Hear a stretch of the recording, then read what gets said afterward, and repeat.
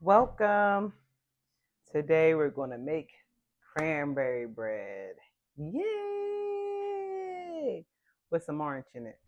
So I'm excited about this because this is the season that I love the most, and it's fall. I'm not that crazy about winter. Winter is my second favorite.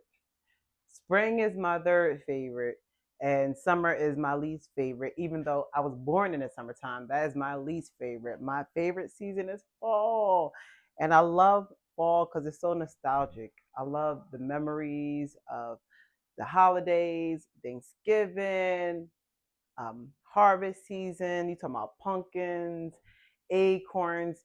You're talking about leaves falling, changing all these different types of colors, orange, reds, yellow, and it just looks so beautiful just to be in the presence of fall, just to walk down the street, just to walk around your neighborhood.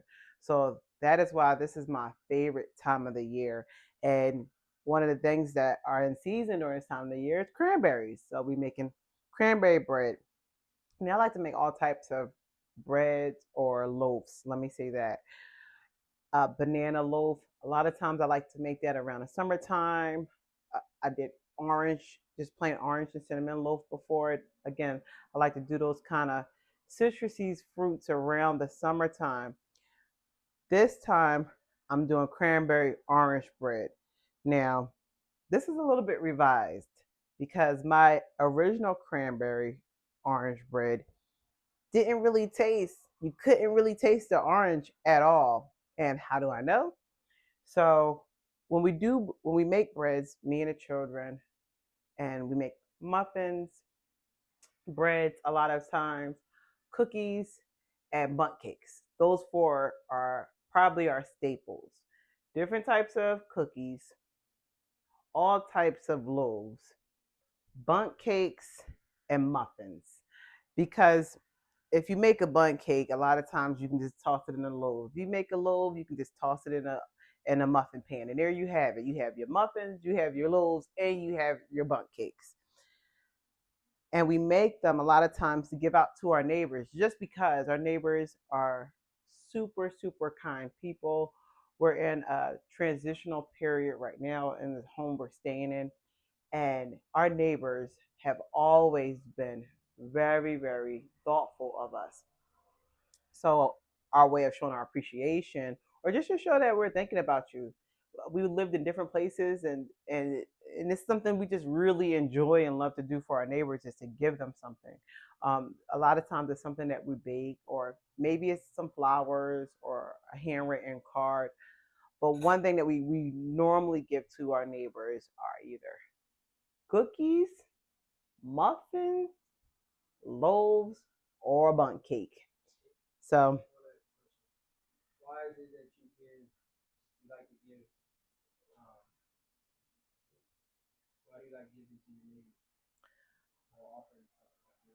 one of the reasons we really enjoy giving to our neighbors is so they can get a chance to meet us.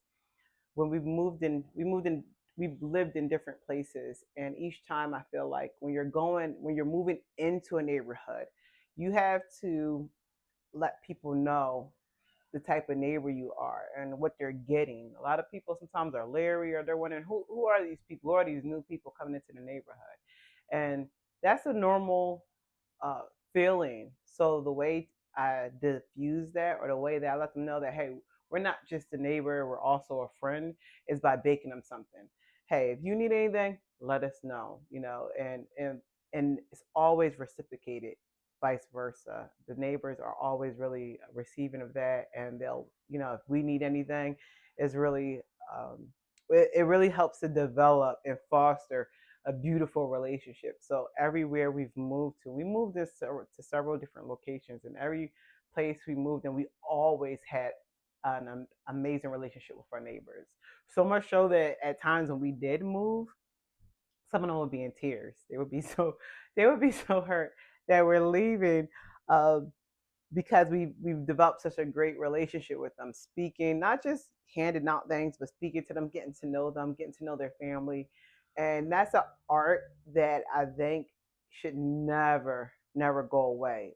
Knowing your neighbor, knowing who lives next to you, and developing genuine relationships is something that should never go away, should never disappear, because we have all these different ways of communicating nowadays through social media, through our phones, and but that physical communication, that eye to eye contact, that hug, that wave, that handshake really, really means, I think, the world of difference to people. There's neighbors who, are going through stuff at times, and just thinking of them and handing them something and giving them a hug, and vice versa. Like I said, it's reciprocal. So neighbors coming to us, stopping by. Hey, I thought about you. I thought about the children. Hey, I wanted to hand you this, or I wanted to give you this. It's it's how you build a strong community. It's the foundation to building a strong community. So one of the things we like to do is bake bread. So now I'm making not bread but loaves. However you want. Some people say bread, some people say loaves. This is a loaf pan, so I'm gonna say loaves. And it's cranberry orange. Had to alter it a little bit because we did give the first batch out to our neighbors. And one thing I like about living in the community where the neighbors are older is that you're going to hear the truth. You're going to hear the truth about how these things, how your baked goods taste. If they're good, they're going to tell you this, that was amazing. You can make that for me again.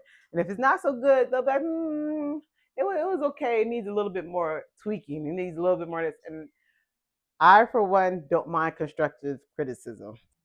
Some people run away from constructive criticism, but I don't mind it because that's the way I improve and get better. I always appreciate people who told me the truth, and people in my lives who've been giving me the most constructive criticism are the people who I've gravitated the most. And I'm talking about teachers, family members, loved ones, people who have all given me constructive criticism have always made me gravitate, have always caused me to gravitate towards them. And one of the constructive criticisms that we received was um, that it wasn't very sweet. So I added 1 cup of sugar in here and 1/4 cup, I'm sorry, of brown sugar. So I made it just a little bit sweeter than what it was before. Before it was 3/4 cups of just organic cane sugar. Now this is 1 cup of organic cane sugar and 1/3 cup of organic brown sugar. We already have our flour in here. This is two cups of flour, all-purpose flour, and 1/3 cup of all-purpose flour. So 2 cups and 1/3 of all-purpose flour. For wet ingredients, we have 1 cup of almond milk. So I'm sorry, oat milk. Sometimes I use almond, but lately I've been using a lot of oat milk. So we have 1 cup of oat milk. We have a 1/2 cup of orange juice. Now I mixed the orange juice with freshly squeezed orange because the last time I made it, you couldn't really taste the orange in it. And the orange itself really didn't go a long way. And when you're making this for people and you want to make a decent amount, I don't want to be squeezing out orange juice all day by my hand. So this is orange juice, and this is also freshly squeezed orange juice mixed together. So I can always say, yeah, it is freshly squeezed. So I can hold on to that. So this is orange juice and freshly squeezed orange juice, a 1/2 cup. This is now, this is 1/3 cup of coconut oil. And also inside this coconut oil, I already stirred together 1 teaspoon of vanilla extract. Now, one of my neighbors, when I gave them this before, they said they didn't really taste they were one of the neighbors that said they didn't really taste the orangey taste in it. They only taste the cranberry. So cranberry is an overpowering taste sometimes. And so it ultimately ended up being more like a cranberry bread. They enjoyed it, they ate it, but they were saying, she gave me one tip because she's a baker as well. One tip she gave me was to use orange flavor. So I put a teaspoon and a half of the orange flavor in there. And the reason why I was a little bit more generous with this was because this is sunflower oil, organic sunflower oil, and organic orange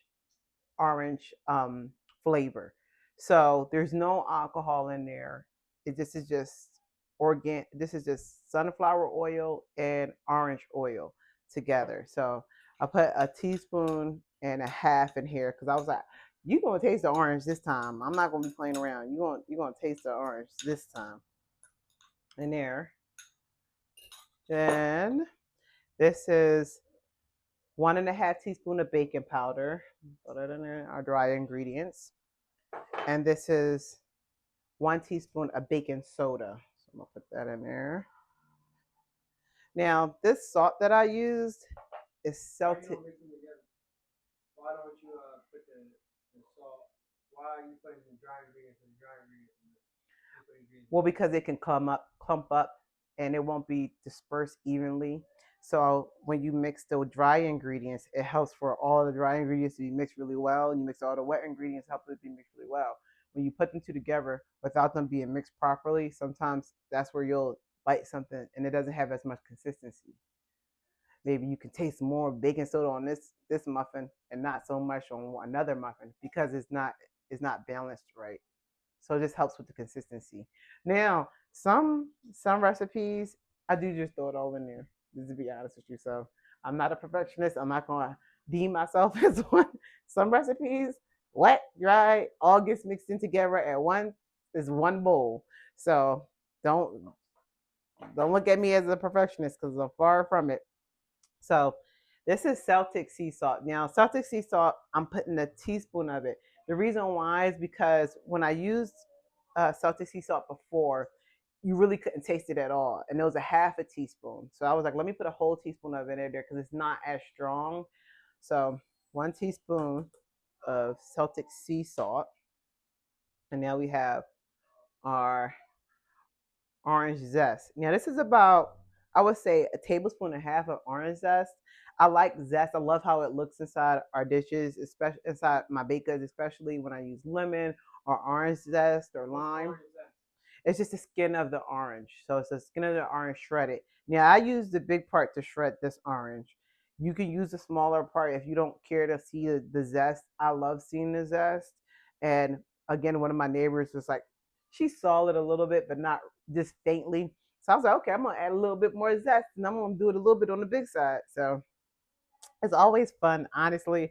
It really doesn't bother me at all. My one of my friends was laughing at me. She when we were walking, because one of our neighbors told me while we were walking, they were saying that it wasn't very sweet, and that one of their family members have a sweet tooth. So they were like, "Oh, that wasn't very sweet," but she enjoyed it because she doesn't have a sweet tooth.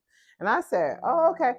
I said, "Good to know." Now I add a little bit more sugar in there, and that's why I do. Honestly, that's why I do a little bit of that brown sugar in there. I know when I make my banana bread, I use a lot of not a lot, but I use brown sugar over um, organic cane sugar. I use organic brown sugar. So again, most of my dishes, most of my baked goods, they're going to be vegan. So you're going to see coconut oil or sunflower oil, and you're going to see applesauce and flax meal eggs. You're going to see bananas. You're going to see all that because I just got so used to baking and cooking vegan. Now I wouldn't say I'm vegan anymore because after our seventh child, and I think I might have mentioned this in the video before.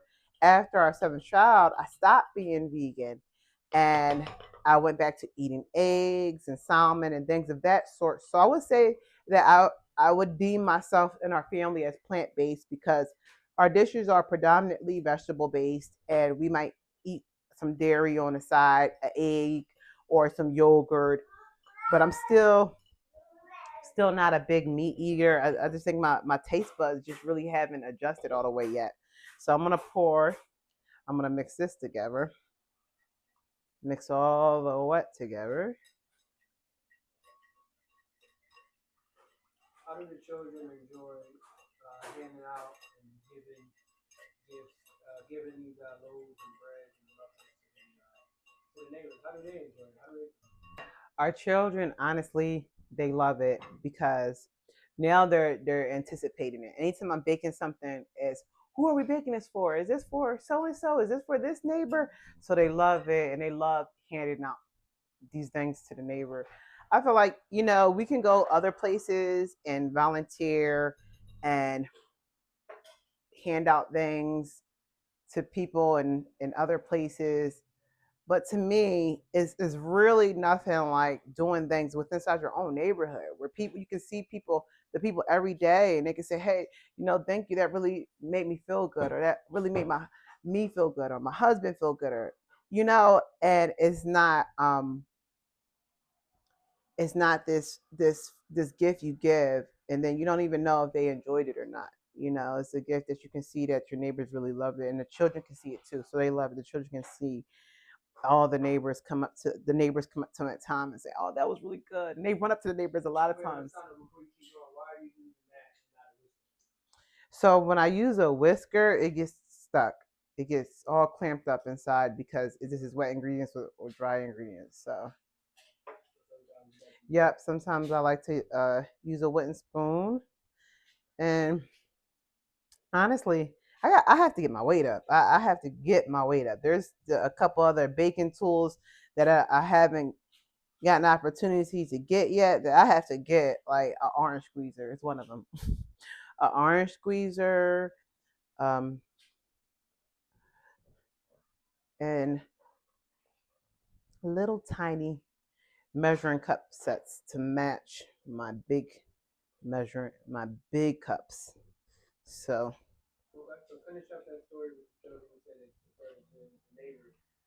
You want them to experience taking care of their local community, their immediate community. Yes. Versus before they start going outside. Yes. Within our church, we volunteer and we help out with different things, and it's fun. And I love for the children to experience that within inside their church community.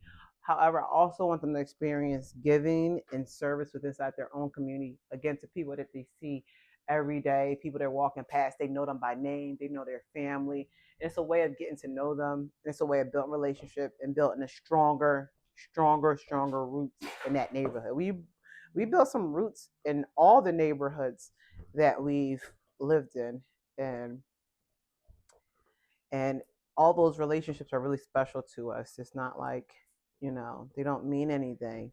To build those strong roots wherever we go, even if it's for a short period of time. We've been places for years, and we've been some places for just a year or so, maybe over just a little over a year, and we still manage to build relationships. We still manage to get to know our neighbors. So some people may feel like, oh, I travel, I move around a lot, and what's the point? But no, don't ever think that way.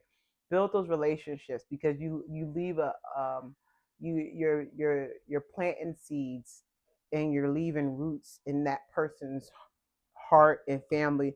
And whether you see them again or you stay in contact with them, they'll always remember you. So it's a way for us to build roots. Just thinking of them, you know, some neighbors, they don't share with you what's even going on in their life until you hand them something. You say, hey, I was thinking about you. Here goes zucchini bread. I was thinking about you. Here goes banana bread. I was thinking about you. Here goes cranberry bread. And they say, oh, thank you so much. I was going through this, or thank you so much. This is my favorite. And you get to know them, and you get to know them personally. It's not just, you know, just hi, how you doing, and you go about your business and you don't know what's going on. They share with you. They begin to share with you. Now I'm gonna fold these chopped cranberries in. Now before, when I did it, I used about a cup and a half of cranberries. I'm gonna reel it back a little bit on these cranberries, because again, the cranberries can be an overpowering taste. So I did about 3/4 cups of cranberries this time around. And make sure, like, whenever you do it, you're looking for any cranberries that might be mushed or soft or not good. But these are organic cranberries, so they're fresh. And so I had to go through it and see which ones weren't so ripe, or which ones were a little bit soft or too soft, a little mushy. So I'm gonna put that in there. Shake that in there real nice. I'm gonna fold those. I love cranberry muffins. You do? When you make them, right? Mm-hmm. is the only taste in the cranberry? Is it the only time when you're biting into somewhat of the cranberry, or is it when, or does somehow this cranberry kind of spread throughout the bread and you can taste it in each bite, or is it like you gotta taste the cranberry when you bite into it? It's different. If you use fresh cranberries, it's definitely probably when you bite into it. So I had a lot of cranberries in my last cranberry bread, and I'm pretty sure that every bite they could taste the power of the cranberry.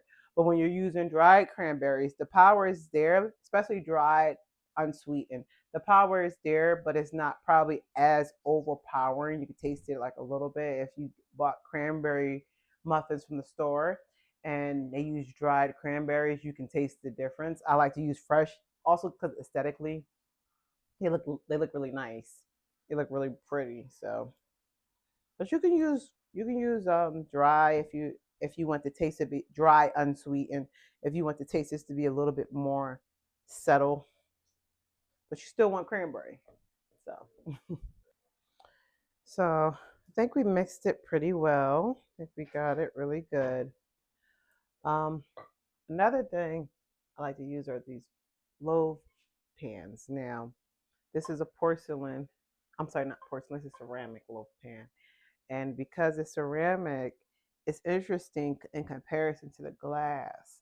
The glass doesn't raise as high, but the ceramic, it raises really high and really well, and it makes my loaves look really, really nice. And that's why I like to use this one. Now, I do use this one too as well, but this ceramic one have my loaves looking phenomenal, perfect. Like, so we're going to stick with the ceramic one for today. I just wanted to show you the difference in that ceramic and that glass. The glass one, for whatever reason, the loaf doesn't rise as high on the top like I want it to and give me that really loaf look that I really enjoy. So this is our cranberry bread. Get it all in there. We're going to bake this in the oven at 350 for about 55 to 60 minutes, depending on how strong your oven is.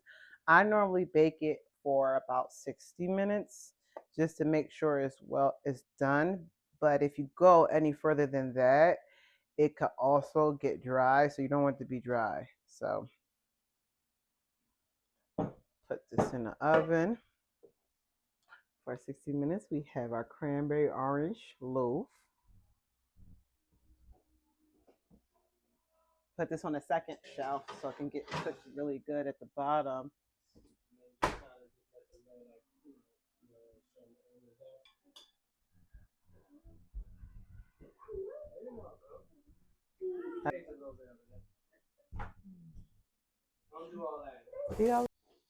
So we took our cranberry orange bread out of the oven, and this is what it looks like. In the words of my mother-in-law, voila. Did I say it right? She speaks French, so voila. Voila. So we didn't give up on a cranberry orange bread. Hopefully it gets great reviews from the neighbors. And can't eat into it now. We taste tested the batter a little bit with the children and they loved it. So hopefully, fingers crossed, get reviews from the neighbors, and we'll keep you posted next time.